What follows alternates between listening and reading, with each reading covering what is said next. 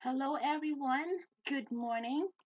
The words that was left to us by Mother Teresa for this day is a little bit longer, so I'm gonna go right straight to it. On my first trip along the streets of Calcutta, a priest came up to me. He asked me to give me a contribution to a collection for a Catholic press. I had left with 5 rupees, and I had already given 4 of them to the poor.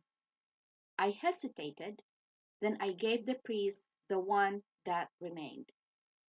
That afternoon, the same priest came to see me, and brought an envelope. He told me that a man had given him the envelope because he had heard about my projects and wanted to help me. There were 50 rupees in that envelope. I had a feeling at that moment that God had begun to bless the work and would never abandon me. When I first read this, I remember my father. When we were growing up, he was involved in politics. And most of the time, there's a lot of people in our house. And most of the time, well, not most of the time, there are times that we will be eating when people arrive. And being the eldest, I knew how much to prepare. Yes, I was cooking at a very young age. I knew how to prepare and how much is there left for us to take as our baon for school. And it would never fail that if somebody comes and we're eating or sharing something, he would always invite those people to come and partake of what we have on the table. And sometimes I would say, come on, there's only enough for us. There's no extra for other people.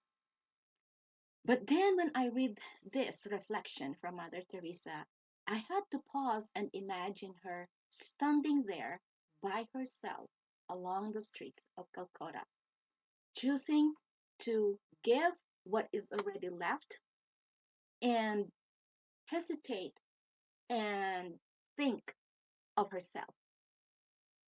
Have you been in that situation? Because I have so many, many, many, many times. But sometimes I choose to think of myself and my family.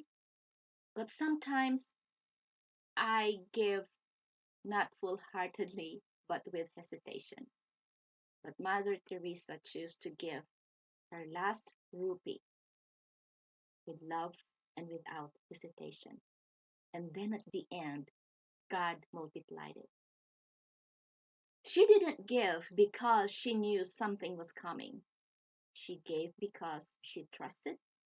She gave because her heart was open to others and know the needs at that moment. This story also reminds me that God sees our willingness long before he shows us the outcome. Sometimes we hold back, not because we're unwilling, but because we're unsure. But here's the truth.